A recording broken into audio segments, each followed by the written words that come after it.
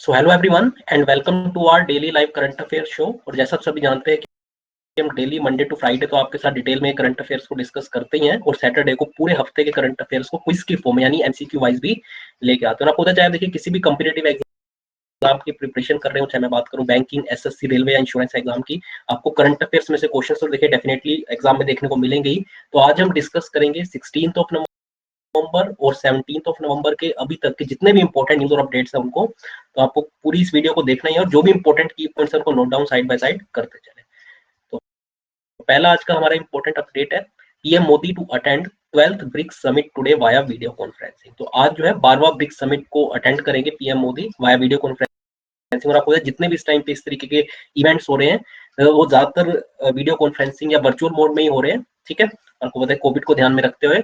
तो 12th BRICS summit जो है आज उसे चेयर कौन करेगा या होस्ट कौन करेगा, रशिया, और पीएम मोदी उसे अटेंड करेंगे। और अगर बात करें थीम जो है, थीम बहुत इंपॉर्टेंट है, वो है global stability, shared security and innovative growth. ठीक है, तो इसको भी आप नोट डाउन कर लें। So PM Narendra Modi will attend the 12th BRICS summit to be held in a virtual format today hosted by Russia under the theme global stability, shared security and innovative growth। तो ये सारी चीजें important है। तो BRICS summit कौन सा है, 12th है। ठीक है, इसे होस्ट कौन कर रहा है, रशिया कर रहा है। और थीम जो है उसे भी आप नोट डाउन कर लें। और जो मेन फोकस रहेगा इस समिट का वो रहेगा एक तो इंट्रा ब्रिक्स कोऑपरेशन, यानी जो ब्रिक्स कंट्रीज है, यानी सबसे पहले ब्राजील, रशिया, इंडिया, चाइना और साउथ अफ्रीका, उनके बीच में एक तरीके से कोऑपरेशन एस्टेब्लिश करना। और जो की इश्यूज है इन द ग्लोबल कंटेक्स्ट, जैसे एक तो रिफॉर्म लेके आना, मल्टीलेटरल सिस्टम जो है, इसके अलावा counter terrorism, trade, health, energy, और किस तरीके से कोविड-19 के पेंडेमिक जो उसका इम्पैक्ट अभी तक रहा है सभी कंट्रीज की इकोनॉमी पर, उसको ऑफसेट किया जाए आने वाले टाइम में। ठीक है, तो वो भी एक मेन रहेगा डिस्कशन का पॉइंट। इसके अलावा अगर मैं बात करूं तो इंडिया जो है इसके बाद, इससे पहले 2012 में ली थी, 2016, और अगला जो समिट होगा 13th ब्रिक्स समिट, वो इंडिया जो है उसे होस्ट करेगा। जैसे इस बार रशिया कर रहा है तो अगले बार इंडिया उसे होस्ट करेगा। तो अब जो है इसके बाद, अभी इस बार रशिया के पास है इस साल, अगले बार जो है ये प्रेसिडेंसी इंडिया के पास आ जाएगी। और तीसरी बार पहले 2012 में इंडिया को मिली हुई है, 2016, और अब अगली बार मिलेगी। तो तीसरी बार इंडिया को इसको होस्ट करने का मौका मिलेगा। सो 13th ब्रिक्स समिट जो है ये भी आप नोट डाउन कर ले, इंडिया होस्ट करेगा अगले साल। ठीक है, आप यहाँ पे पांचों ही जो मेंबर कंट्रीज है उनके फ्लैग्स भी देख सकते हैं यहाँ पे। आगे बात करते हैं सेकंड फेज मालाबार एक्सरसाइज का, वो आज से स्टार्ट हो रहा है इन नॉर्दर्न अरेबियन सी। मैंने आपको देखिए जब इसका फर्स्ट फेज स्टार्ट हुआ था वो मैंने आपको बताया था वीडियो के अंदर। तो उसका सेकंड फेज जो है, जो मैंने आपको बताया था second half of the November month में होगा, तो वो आज से स्टार्ट हो रहा है। ये 4 दिन के अराउंड ये रहेगा एक्सरसाइज, जो नेवल एक्सरसाइज है 4 कंट्रीज के बीच में, ऑस्ट्रेलिया, इंडिया, जापान और यूएस। सबसे पहले देखिए ये अराउंड 1992 में सिर्फ इंडिया और यूनाइटेड स्टेट्स के बीच में ये एक्सरसाइज हुआ करती थी। फिर 2015 में जो है जापान ने इसको ज्वाइन किया, और इस साल जो है 2020 में ऑस्ट्रेलिया ने। सो जो भी पहला फेज हुआ था उसी की सिनर्जी को आगे ले जाते हुए the synergy achieved in the recently concluded phase 1 of the Malabar exercise 2020। जो सेकंड फेज अब रहेगा, this phase will involve coordinated operations of increasing complexity between the navies of Australia, India, Japan और यूएस।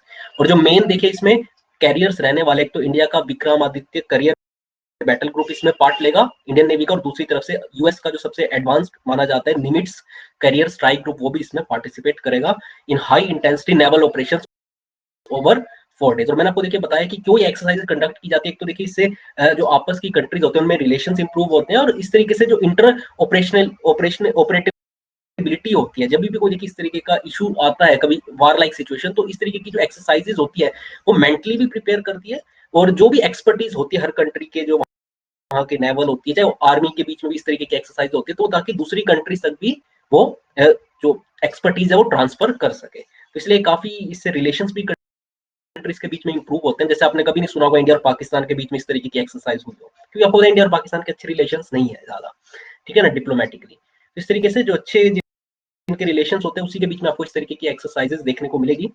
तो दूसरा फेज आज से start हो रहा है, अगले 4 दिन तक रहेगा। और कोई भी अगर मेजर अपडेट अगर निकल के आती है इसमें से तो मैं आपके साथ जरूर शेयर कर ही दूंगा। ठीक है, नेक्स्ट बात करते हैं इसके बारे में भी, अगर आपने कल सुना ही होगा, Nitish Kumar takes oath as Bihar CM for the 7th time. तो 7वीं बार बिहार के सीएम के तौर पे कल उन्होंने शपथ ली। आपको पता है भी जो हाल ही में रिजल्ट आया था उसके बारे में मैंने आपको बताया था। उसमें जो जेडीयू प्लस बीजेपी का जो अलायंस था उनको क्लियर मेजोरिटी मिल गई थी। सो जेडीयू चीफ, आपको इनकी पार्टी जो है नीतीश कुमार जेडीयू पार्टी से बिलोंग करते हैं, took oath as the chief minister of Bihar for the record 7th time on November 16, यानी कल ये राजभवन के अंदर जो पटना में सेरेमनी हुई थी कल। और जो बिहार के गवर्नर है Phagu Chauhan, union home minister Amit Shah और national BJP president JP Nadda वो भी प्रेजेंट थे। और अगर बात करें कि चौथी बार तो एक कंसेक्यूटिव टर्म जो है ये बिहार के चीफ मिनिस्टर के तौर पर अब सर्व करेंगे, यानी 5-5 साल। पहली बार तब बने थे ये बिहार के चीफ मिनिस्टर 2005 के अराउंड, और अब फिर 2005 से 10, फिर 10 से 15, 15 से 20, और अब ये अपनी चौथी कंसेक्यूटिव टर्म सर्व करने जा रहे हैं। और वैसे अगर ओथ की बात करें, क्योंकि इन्होंने ओथ वैसे 7वीं बार ले है, वैसे अगर हम पूरी कंसेक्यूटिव टर्म्स की बात करें 5-5 साल की, तो ये चौथी कंसेक्यूटिव टर्म इनकी होने वाली है। इसके अलावा deputy chief ministers, 2 deputy chief ministers भी अपॉइंट किए गए, इनका भी आप नाम नोट डाउन कर लें। पहले हैं तरकिशोर प्रसाद और दूसरी है रेणु देवी, ठीक है, उन्होंने भी कल ओथ ली है। और Renu Devi has become the first women deputy chief minister of Bihar. तो इसी आप नोट डाउन करने, ये भी इंपॉर्टेंट की पॉइंट है। तो पहली deputy chief minister of Bihar women अगर हम बात करें तो वो है रेणु देवी, जिन्होंने कल शपथ ली है। इसके अलावा तरकिशोर प्रसाद ने भी शपथ ली है, ठीक है। तो ये सब चीजें इंपॉर्टेंट है, आप नोट डाउन कर लें। आप उसके विजुअल्स देख सकते हैं, एक लेफ्ट साइड में आपको चीफ मिनिस्टर दिखाई दे रहे होंगे और 2 बाकी के डिप्टी चीफ मिनिस्टर्स जिन्होंने कल ओथ लिया। एक देखिए कल परसों की बात है, खैर अनफॉर्चुनेट न्यूज आई थी, सौमित्र चटर्जी, ये काफी बड़े बंगाली फिल्म एक्टर रह चुके हैं, उनकी अनफॉर्चुनेटली डेथ हो गई एट द एज ऑफ 85, ठीक है। So Soumitra Chatterjee, the legendary film actor of Bengal, passed away on November 15 in Kolkata at the age of 85। अगर बात करें तो देखिए बंगाली सिनेमा के तो स्टार रही हैं, इसके अलावा इन्हें दादा साहब फाल्के अवार्ड, जो कि आपको पता है फिल्म इंडस्ट्री में सबसे बड़ा अवार्ड माना जाता है, वो भी उन्हें मिला हुआ है। And was known for his collaborations with the Oscar winning legendary director Satyajit Ray के साथ भी उन्होंने काम किया हुआ है, specially for the role of detective Feluda और अप्पू इन रेज अपुर संसार, ठीक है। तो अगर आपने बंगाली फिल्म अगर देखी हो या अगर देखें तो ये उनका काफी इसमें रोल काफी सराहा भी गया था इन फिल्म्स के अंदर, और उन्होंने सत्यजीत रे के साथ मिलकर काम किया हुआ है, जो कि ऑस्कर विनिंग आपको पता है लेजेंडरी डायरेक्टर रह चुके हैं।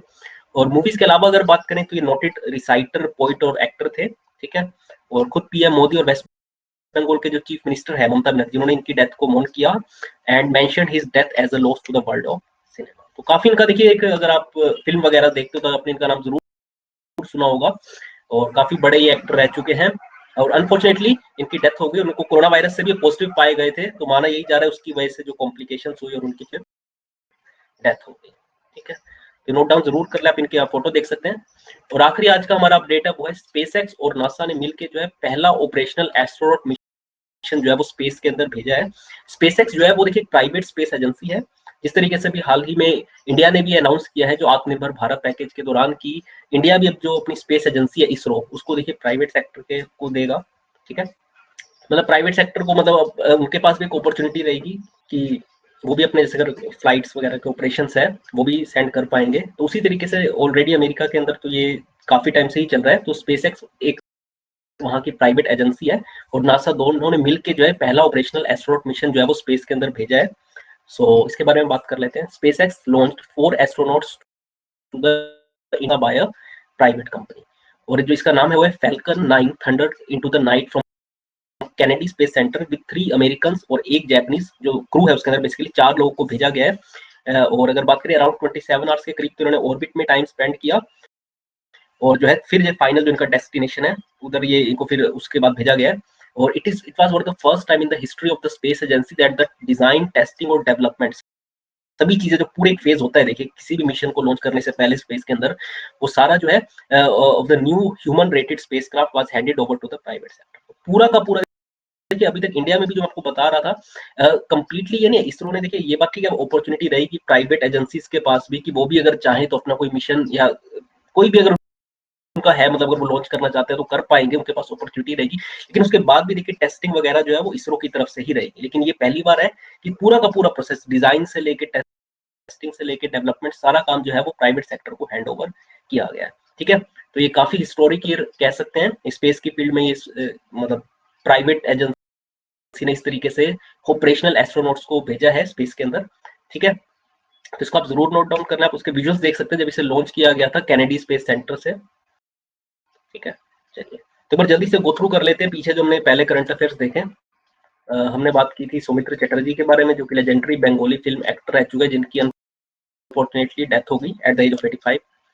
नीतीश कुमार जिन्होंने 7वीं बार बिहार के सीएम के तौर पे शपथ लिया और चौथी बार कंसेक्यूटिव टर्म अब ये सर्व करेंगे। 2005 के अराउंड ये पहली बार चीफ मिनिस्टर बने थे, तो 2020 तक, और अब चौथी बार जो है ये पूरी टर्म सर्व करेंगे मोस्ट प्रोबेबली। ठीक है, देन अगर बात करें तो सेकंड फेज जो है मालाबार एक्सरसाइज मैंने आपको बताया आज से स्टार्ट हो रहा है, अगले 4 दिनों तक चलेगी एक्सरसाइज। और आज ही जो है 12th ब्रिक्स समिट जो है पीएम मोदी अटेंड करेंगे वाया वीडियो कॉन्फ्रेंसिंग। ठीक है, इसको इसका यहाँ पे भी आप इसका थीम नोट डाउन कर लें। ठीक है, अगला समिट मैंने आपको बताया भारत इसे होस्ट करेगा। तो ये थे आज के हमारे इंपॉर्टेंट अपडेट्स। कैसा लगा सेशन जरूर आप बताइएगा कमेंट बॉक्स में। इसके अलावा अगर आपको कोई डाउट है तो वो अब आप कमेंट करके पूछ सकते हैं, और इसके अलावा बाकी भी वीडियोस जो है quant reasoning, English general awareness की, जरूर आप यहाँ पे इस प्लेटफॉर्म पे उन्हें देख सकते हैं। ठीक है, तो खैर आज की इस वीडियो में इतना ही फ्रेंड्स।